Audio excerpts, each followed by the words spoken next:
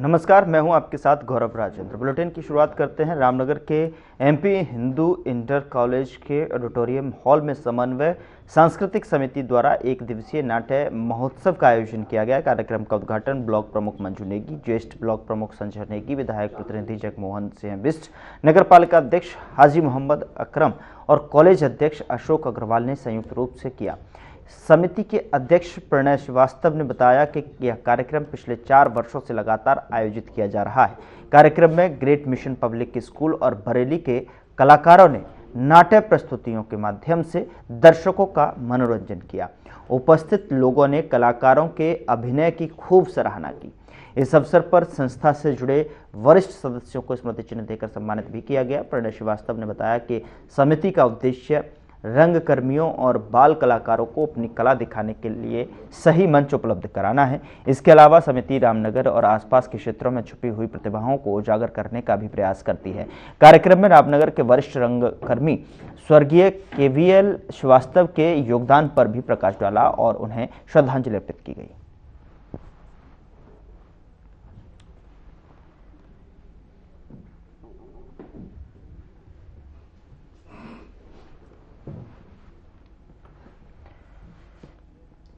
दिव्यांग कल्याण समिति नैनीताल द्वारा एक शिविर का आयोजन किया गया, जिसमें दिव्यांगों, गरीबों और जरूरतमंद लोगों को निःशुल्क कंबल और चप्पल वितरित की गई।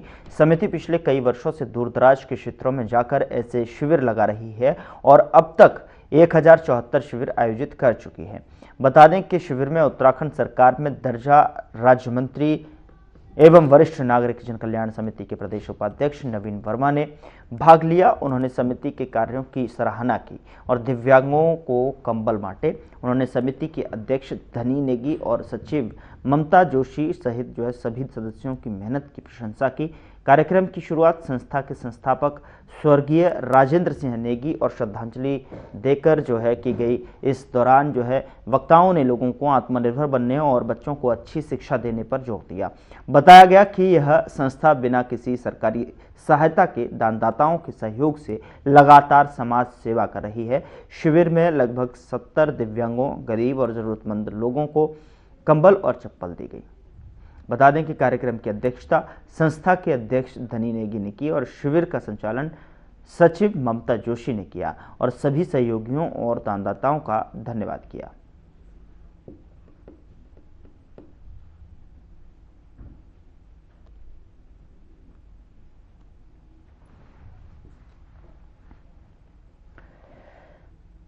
उत्तराखंड में अंकिता भंडारी हत्याकांड एक बार फिर से राजनीतिक उबाल का कारण बन गया है, जिस पर कांग्रेस की ओर से मामले में कथित वीआईपी की संलिप्तता के आरोपों और सीबीआई जांच की मांग के बीच बीजेपी ने पलटवार किया है, जिसके तहत देहरादून जिले के सहसपुर विधानसभा क्षेत्र में बीजेपी कार्यकर्ताओं ने कांग्रेस का पुतला फूंका। जहां इस दौरान सहसपुर विधानसभा के डांडीपुर तिप्परपुर स्थित बीजेपी कार्यालय में मंडल अध्यक्ष रवि कश्यप के नेतृत्व में बड़ी संख्या में बीजेपी कार्यकर्ता और पदाधिकारी जुटे और कार्यकर्ताओं ने कांग्रेस का पुतला दहन किया और जोरदार नारेबाजी ही करते हुए कांग्रेस मुर्दाबाद के नारे लगाए।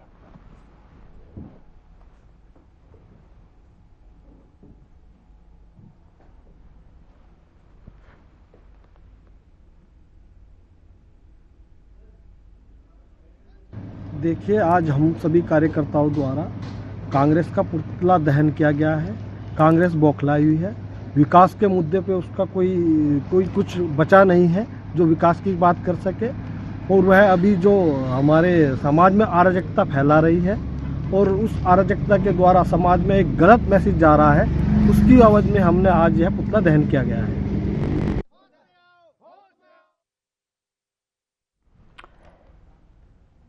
धर्मनगरी हरिद्वार के रानीपुर सेक्टर 4 स्थित सामुदायिक केंद्र में श्री यादव समिति द्वारा नववर्ष मिलन समारोह का आयोजन किया गया, जहां इस मौके पर कार्यक्रम की अध्यक्षता बीडीपी यादव ने की, जबकि संचालन महासचिव के यादव ने किया। बता दें कि इस समारोह में समिति अध्यक्ष घनश्याम यादव, कोषाध्यक्ष अनिल यादव, उपाध्यक्ष विजय यादव और हरद्वारी लाल यादव ने समाज के लोगों को नववर्ष की शुभकामनाएं दी।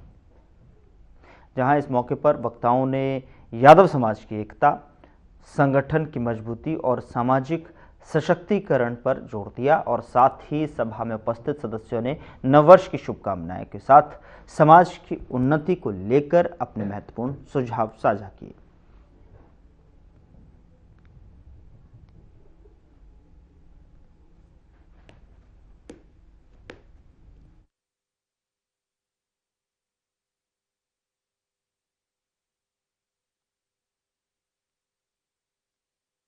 समिति की तरफ से समाज को यही संदेश है कि आप लोग संगठित रहें, एक दूसरे के साथ बना के रखें और अपने घर में शिक्षा को बढ़ावा दें, बच्चों को पढ़ाएं, लड़कियों की पढ़ाई पर विशेष ध्यान दें। अब वो समय चला गया है कि बच्चों को जो है किसी और बिजनेस की तरफ ढकेलना है। पहले उनकी शिक्षा को पूर्ण होने दें, उसके बाद ही जो है उनके फ्यूचर पे विचार करें। मैं विजय कुमार यादव, अध्यापक सेवानिवृत्त। अब मैं समाज के संगठन से जुड़ा हुआ हूं और पहले भी था, और चूंकि मैं शिक्षा जगत से जुड़ा हुआ हूं, इसलिए जब जब ये आम सभा, कार्यकारिणी की सभा होती है तो खास करके मैं शिक्षा के ऊपर ज़्यादा फोकस करता हूं। आजकल समाज जो है, कभी कभी ये होता है कि बच्चों पर ना ध्यान दे करके और फिर वो मिसगाइड हो जाते हैं।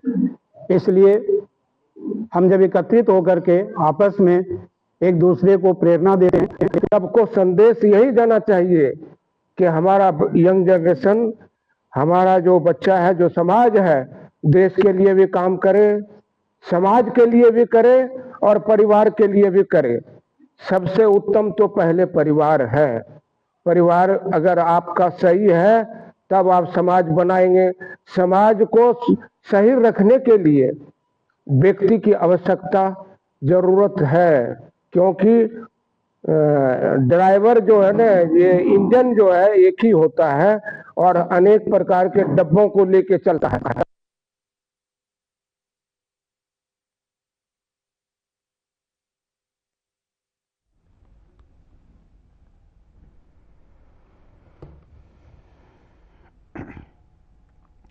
तराई पश्चिमी वन प्रभाग रामनगर के अंतर्गत रामनगर रेंज स्थित जुड़का वन परिसर में मानव वन्य जीव संघर्ष में संबंधित एक महत्वपूर्ण गोष्ठी का आयोजन किया गया। उक्त गोष्ठी में वन क्षेत्र से सटे ग्रामीणों के साथ साथ वन विभाग के अधिकारी और कर्मचारियों द्वारा व्यापक सहभागिता की गई।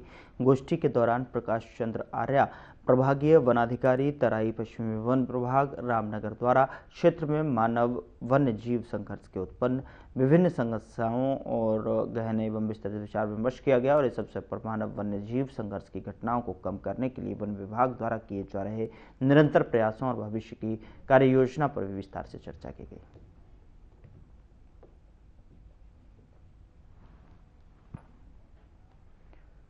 उधर काशीपुर में आगामी 14 जनवरी को आयोजित होने वाले उत्तरायणी मेले की तैयारियां शुरू हो गई हैं, जिसको लेकर काशीपुर में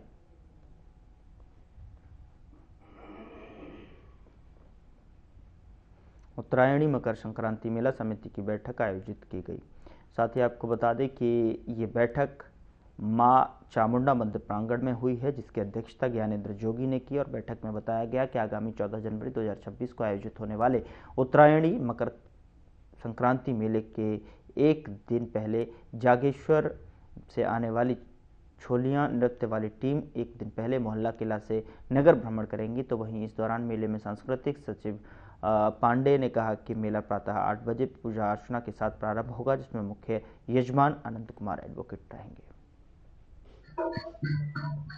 भव्य रूप से ये 29वें वर्ष में उत्तरायणी मेले को हम मनाएंगे और हर साल इस मेले की भव्यता में वृद्धि हो रही है। ये मेला हमारा सांस्कृतिक मेला है, इसे हम कॉमर्शियल रूप में नहीं मनाते। अपनी कोशिश है कि जो हमारे समाज की परंपराएं हैं, जो पर्वतीय समाज की परंपराएं हैं, जो ऐपण, रंगोली और जो यहाँ पर सांस्कृतिक कार्यक्रम होते हैं, वो सांस्कृतिक कार्यक्रम हमारे विभिन्न भाषाओं के होते हैं, क्योंकि सभी तरीके के लोग यहाँ पर आते हैं। सिर्फ पर्वती और कुमायूं गढ़वाली लोग ही नहीं आते, उत्तराखंड के सारे लोग यहाँ पर आते हैं।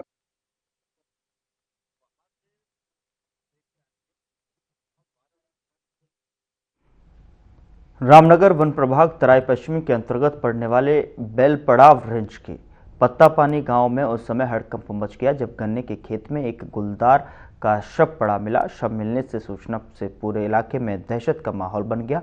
ग्रामीणों ने तुरंत इसकी जानकारी वन विभाग को दी और सूचना मिलते ही तराई पश्चिमी वन प्रभाग रामनगर के बेलपड़ाव रेंज की वन विभाग टीम आनन फानन में मौके पर पहुंची और पूरे क्षेत्र में सघन तलाशी एवं जांच अभियान शुरू किया।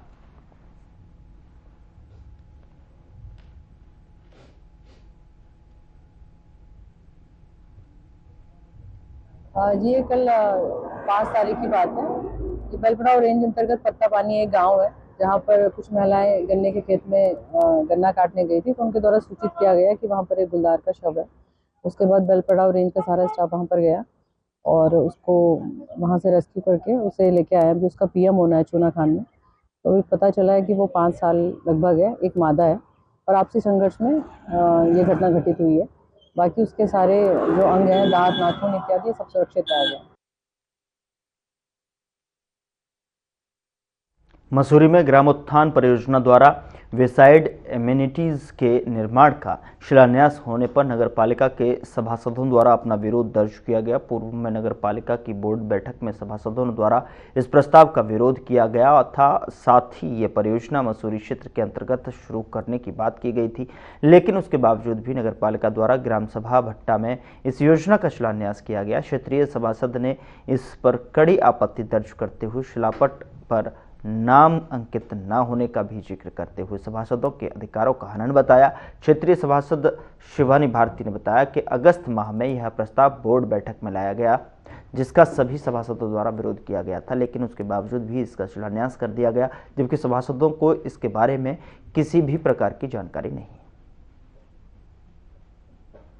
में जो बोर्ड में ये टर्न डाउन हुआ था और ये मुझे मालूम नहीं है कि किस अनुसार ये आज हुआ है। और सबसे बड़ी नाराजगी तो ये है कि इसमें जो शिलापट पे जो है ना, माननीय स्थानीय सभासद का कोई नाम नहीं है और ये किसकी गलती है, ये देखने वाली बात है। हो सकता है भाई बनाने वाले शिलापट बनाने वाले की है, ठेकेदार की या किसी अन्य की, पर ये गलत है क्योंकि क्षेत्रीय सभासद का सम्मान रहना चाहिए। ये मानना है अगर जमीन नगर पालिका की है तो इसकी जो सुविधा है, मसूरी नगर पालिका क्षेत्र के अंतर्गत भी बहुत सारे स्वयं सहायता समूह हैं, उनको भी इसमें शामिल किया जाना चाहिए, क्योंकि जब जमीन हमारी, सब कुछ हमारा, तो यहाँ के स्थानीय लोगों के साथ साथ भी नगर पालिका के जो स्वयं सहायता समूह उसमें इनको जोड़ा जाए।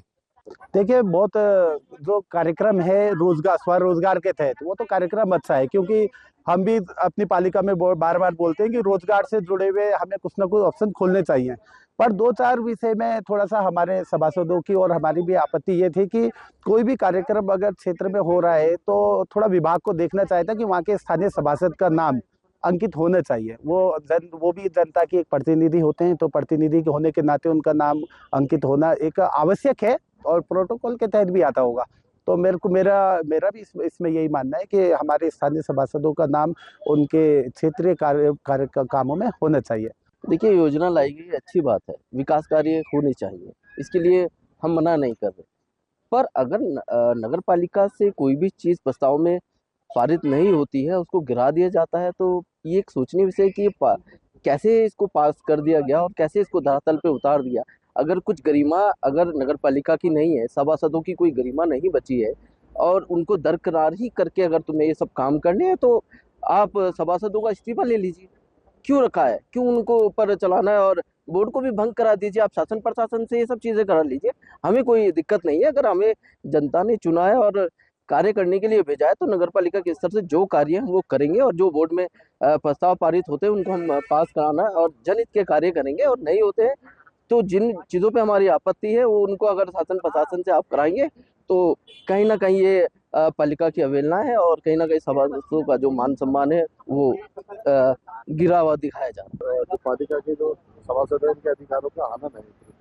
नहीं, देखिए, अनदेखी तो ये आप कह रहे हैं। खैर, मैं ये कहना चाहूँगा कि ये बहुत अच्छा विकास कार्य है महिलाओं के उससे, बट सवाल ये आता है कि बोर्ड बैठक, जो तृतीय बोर्ड बैठक हुई थी, उसमें प्रस्ताव संख्या 189 में इसको टर्न डाउन किया गया था बोर्ड के द्वारा। तो थोड़ा समझ से परे है कि अगर ये बोर्ड में टर्न डाउन कर दिया गया है तो ये आज क्या हुआ है, समझ से परे।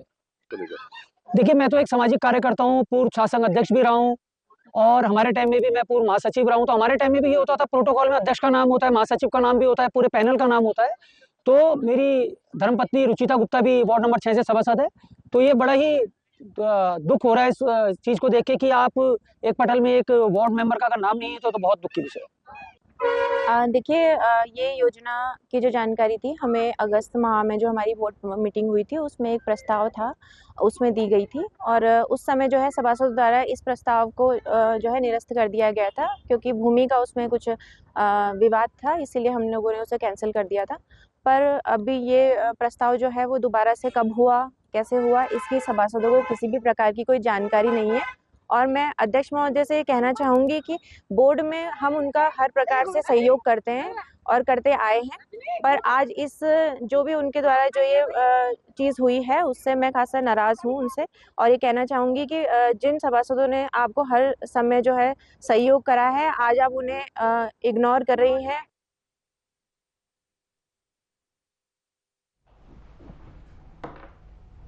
सितारगंज से बड़ी खबर सामने आ रही है, जहां पर पिछले 2 वर्षों से चल रहा चर्चित अनिश्चितकालीन जो है धरना सोमवार को समाप्त हो गया। अनिश्चितकालीन धरने को लेकर जो है भीम आर्मी के जिला अध्यक्ष सत्येंद्र कुमार ने नेतृत्व में ग्रामीण अपनी 3 सूत्रीय मांगों को लेकर आंदोलन कर रहे थे। प्रशासन के साथ लंबी वार्ता के बाद में क्षेत्र में डॉक्टरों की टीम और पुलिसकर्मियों की तैनाती कर दी गई है। हालांकि भू मालिकाना अधिकार का मामला अभी भी लंबित बना हुआ है। धरना समाप्त होने के बाद नगरपालिका धरना स्थल से वीरेंद्र नगर मोड़ तक जो है सत्येंद्र कुमार का भव्य स्वागत किया गया। इस दौरान भावुक क्षण भी देखने को मिले, जब 2 साल बाद मां अपने पुत्र से गले लगाकर रो पड़ी और इसके बाद ढोल नगाड़ों के साथ जुलूस निकालते हुए सत्येंद्र कुमार ग्रामीणों संग जो है अपने घर पहुंचे, जहां पारंपरिक रीति रिवाज से गृह प्रवेश कराया गया। पूरे क्षेत्र में खुशी और उत्साह का माहौल देखने को मिला।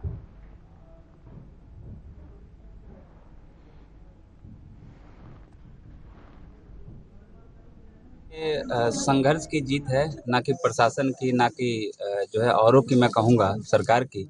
ये हमारे संघर्षों की जीत है कि जिस तरह से हम अडिग बने पड़े थे वहाँ, इतने आंधी तूफान बारिश, 3-3 4-4 फीट पानी वहाँ डूबा रहता था और 2-2 महीना पानी वहाँ भरा रहता था, फिर भी हम अडिग रहते थे। ये उसकी जीत है। अगर हम कहीं भी इस तरह से अडिग नहीं रहते या हट बनाकर नहीं बैठे होते तो उम्मीद नहीं थी कि प्रशासन हमको इतना आसानी से ये मांग दे दे, बल्कि 4 घंटे की मशक्कत हुई है। तो इसलिए ये मैं धन्यवाद उन ग्रामीण के लोगों का जिनका आशीर्वाद मुझ पर बना हुआ है, जो हर कदम कदम पे एक खबर तक सुन लेते हैं तो तुरंत भाग करके नगर पालिका बैठते थे। बराबर ड्यूटी नहीं दे पाते थे, लेकिन जी जान के लिए हर वक्त दिलों और जहानों में मेरे को रखा करते थे। तो ये उनकी जीत है और मैं धन्यवाद प्रशासन के लोगों का भी करना चाहूँगा कि ये अगर प्रयास उन्होंने शुरू में किया होता तो शायद बेहतर परिणाम पहले होते, लेकिन कोई बात नहीं, देर आए दुरुस्त आए। उन्होंने बैठ के वार्ता किया है और हमारे लोगों को देखो ना आज कितना अच्छा उपचार सेवा मिला है। आज 10 डॉक्टर, लगभग आधा दर्जन से ज़्यादा डॉक्टर की टीम पैनल बैठी है और हमारे लोगों को चेकअप हुआ है और इतनी खुशी हुई। एक तो चाचा ने मुझसे ये कहा कि मेरे पास पैसा नहीं है, तो मैंने कहा चाचा बस इसीलिए संघर्ष कर रहा था कि आपकी जेब से 1 रुपये निकलने की जरूरत नहीं है। ये मेरा संवैधानिक अधिकार है कि मेरे लोगों को उपचार इलाज मिले, अच्छी सुविधा मिले और पुलिस की भी अच्छी व्यवस्था मिले ताकि मेरे लोगों को किसी प्रकार की कोई दिक्कत ना हो।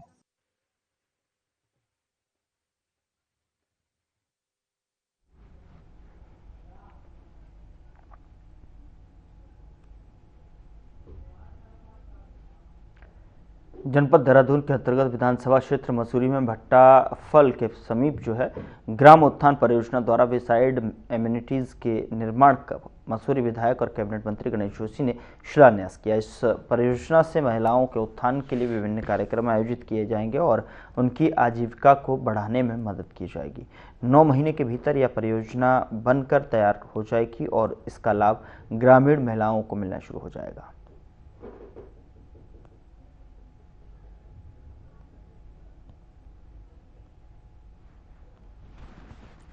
सेंटर का शिलान्यास यहाँ पे हुआ है और ये पिछले 1 साल से ये पूरी प्रक्रिया चल रही थी कि कहाँ पे और कैसे यहाँ पे बनाया जाए, लेकिन आज पूरे जद्दोजहद के साथ आज इस कार्यक्रम का उद्घाटन हुआ है। और जैसे कि अभी विभाग ने बताया कि अगले 9 महीने में एक भव्य सेंटर यहाँ पे बनने जा रहा है और मुख्य रूप से जो यहाँ की जो महिलाएं हैं, जो स्वयं सहायता समूह के माध्यम से जो यहाँ पे प्रोडक्ट बनाए जाते हैं, तो इस सेंटर के माध्यम से उसकी मार्केटिंग की जाएगी साथ ही इस सेंटर के साथ साथ एक पार्किंग का भी निर्माण किया जाएगा जो उसी स्वयं सहायता समूह के माध्यम से संचालित किया जाएगा। तो ऐसे क्योंकि यहाँ की जो महिलाएं बहुत जागरूक महिलाएं हैं और अपना 100% देती है कि किस तरीके से सामूहिक रूप से हम अपनी आजीविका को बढ़ा सकते हैं, और मुझे लगता है कि ये प्रयास एक बेहतर प्रयास है महिलाओं की आजीविका को बढ़ाने का, और ये एक सफल प्रयास भी रहेगा। आज रिप जोन के अंतर्गत वेसाइड एमडी सेंटर का शुभारंभ हमने आज यहाँ पर किया है, जिसकी लागत 1 करोड़ रुपया है। इसके बनने के बाद जो हमारी सीएलएफ की बहनें हैं उनको एक ऐसा स्थान मिलेगा जहाँ पर उसकी मार्केटिंग, उनके उत्पादों की बिक्री होगी, क्योंकि भट्टा फॉल जो टूरिस्ट फॉल है बहुत ज़्यादा है। इसलिए हमने बहुत सोच समझ के ये फैसला किया है 9 माह के अंदर ये बनकर पूरा हो जाएगा। क्योंकि आज हमने देखा कि हमारी समूह की बेटियां अपने घर से बाहर निकलकर जहां घर का काम करती हैं, उसके बाद समूह के माध्यम से अपनी आजीविका को मजबूत करने का काम कर रही हैं।